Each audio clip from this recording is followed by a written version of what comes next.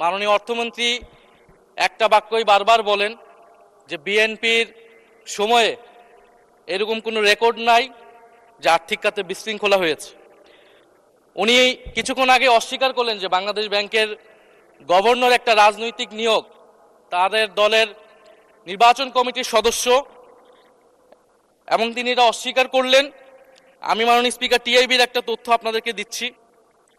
বর্তমান সরকারি দলের যারা নির্বাচনের প্রার্থী হয়েছেন তাদের 59.41% ঋণগ্রস্ত, এবং যার বেশিরভাগ হচ্ছে সরকারি দলে।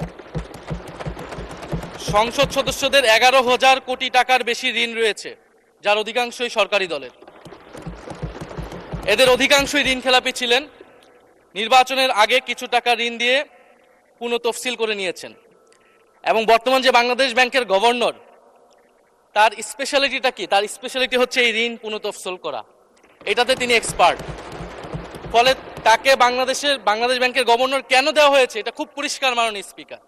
এই যে হাজার হাজার কোটি টাকার ঋণ, সেই ঋণগুলো যাতে ঋণ পুনঃতফসিল করতে পারে সেই সুযোগ সুবিধাটা করে দেওয়ার জন্যই বাংলাদেশের ইতিহাসে প্রথমবারের মতো একজন ব্যবসায়ীকে বাংলাদেশ ব্যাংকের গভর্নর দেওয়া হয়েছে। ফলে জাতির সামনে এই জিনিসগুলো পরিষ্কার হয়েছে। এখন সামনের আর্থিক খাতে আরো নিয়োগ তারা কি বিবেচনায় দিবেন, এই জন্য আমরা তাদের উপর আর আস্থা রাখতে পারছি না মাননীয় স্পিকার।